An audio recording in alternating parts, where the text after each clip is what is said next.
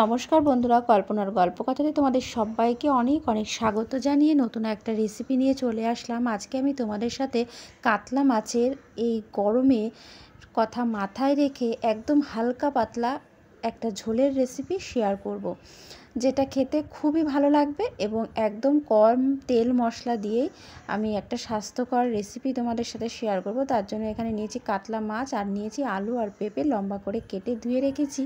আর এখানে মাছগুলো পরিষ্কার করে ধুয়ে রেখেছি। মাছগুলোর মধ্যে এখন আমি দিয়ে দিচ্ছি লবণ আর হলুদ। লবণ হলুদটা খুব সুন্দর করে মাছের গায়ে মেখে নিচ্ছি, ভালো করে খুব সুন্দর করে মেখে নেব লবণ হলুদটা। ওদিকে তেল গরম বসিয়ে দিয়েছি, কড়াইতে তেল গরম হচ্ছে আর এখানে লবণ হলুদ মাখা হয়ে গেছে মাছের গায়ে। এবার আমি একটা একটা করে মাছ তেলের মধ্যে দিয়ে দিচ্ছি। আমি একটু তেলের পরিমাণটা বেশি দিয়েছি, তাই জন্য সবগুলো মাছ কিন্তু একবারেই ভাজা হয়ে যাবে। এই গরমে বেশি রিচ খাবার খেতে একদমই ভালো লাগে না। আমি জানি সবাই সবাইকার মতন রান্নাবান্না করো, আমি কিভাবে করি আজকে তোমাদের সাথে আমি সেটাই শেয়ার করছি। এখানে দেখো মাছগুলো উল্টে পাল্টে আমি হালকা লাল লাল করে ভেজে নিয়েছি। মাছগুলো ভাজা হয়ে গেছে, এবার আমি মাছগুলো উঠিয়ে নিচ্ছি। মাছগুলো সব ভাজা হয়ে গেছে, এবার আমি ওই তেলের মধ্যেই গোটা জিরে ফোড়ন দিয়ে দেবো। তো জিরেটা ভাজা হয়ে গেছে, এবার আমি এর মধ্যে দিয়ে দেব আলু আর পেঁপেটা। আলু পেঁপেটা আমি কিন্তু সেদ্ধ করিনি, ভালো করে পরিষ্কার করে কেটে ধুয়ে নিয়েছি এবং তেলের মধ্যে দিয়ে দিলাম। এবার একটু ভেজে নেব লাল লাল করে। ভেজে রান্না করলে খুব সুন্দর টেস্টি হয়। যে কোনো সবজি ভেজে রান্না করবে তার স্বাদ কিন্তু খুব ভালো হয়। তো এই কারণে আমি আলু আর পেঁপেটা প্রথমে ভেজে নেব। তো সামান্য পরিমাণে একটু লবণ দিয়ে দিলাম, যাতে করে আলু আর পেঁপের মধ্যে লবণটা খুব সুন্দরভাবে ঢুকে যায়। দেখো আলু আর পেঁপেটা হালকা লাল লাল করে ভেজে নিয়েছি।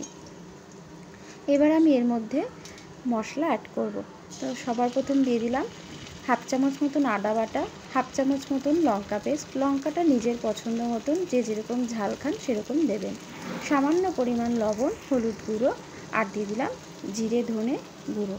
সামান্য পরিমাণ জল দিয়ে খুব সুন্দর করে কষিয়ে নেব। সবজির সাথে মশলাটা খুব সুন্দর করে কষিয়ে নেব। এখানে কিন্তু আমি খুব বেশি মশলা ব্যবহার করিনি, একদমই একটা রান্না করতে গেলে যেটুখানি মশলা না দিলে হয় না ঠিক সেইটুখানি মশলাই কিন্তু দিয়েছি। আর আমি এখানে কিন্তু কোনো রকম শুকনো লঙ্কা ব্যবহার করিনি, পুরো রান্নাটাই কিন্তু কাঁচা লঙ্কা দিয়েই করব। তো দেখো খুব সুন্দরভাবে কষানো হয়ে গেছে মশলাটা, একদম লাল লাল করে দেখো কষানো হয়ে গেছে সবজির সাথে। এবারে আমি এর মধ্যে জল দিয়ে দেব।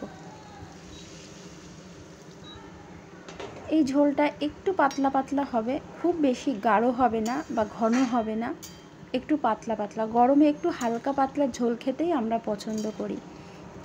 আর এরকম আলু পেঁপে দিয়ে যে ঝোলটা হয় সেটা একটু পাতলা পাতলাই ভালো লাগে। ঝোলটা ফুটে উঠেছে, এবারে মাছগুলো দিয়ে দিলাম আর দিয়ে দিলাম দুটো চেরা কাঁচা লঙ্কা। ভালো করে এবার ঝোলটাকে আমি 2 থেকে 3 মিনিট একটু ভালো করে ফুটিয়ে নেব। তো দেখো খুব সুন্দর করে ফুটিয়ে নিয়েছি ঝোলটা। আর সবশেষে একটুখানি হাফ চামচ মতন গরম মশলার গুঁড়ো দিয়ে দিলাম।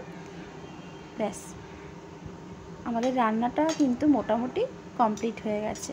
আমি কিন্তু রান্নাটা কাঁচা লঙ্কা দিয়েই করেছি আর তাতেই কত সুন্দর একটা কালার হয়েছে।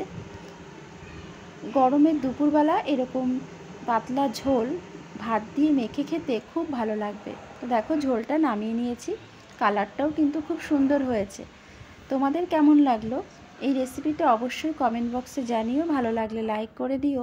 যারা নতুন দেখছো তারা চ্যানেলটাকে সাবস্ক্রাইব করে পাশে থাকা বেল বাটনটা অবশ্যই প্রেস করে রেখো, তাতে করে আমি যখনই ভিডিও ছাড়বো সবার আগে তোমার ফোনের নোটিফিকেশনে পৌঁছে যাবে।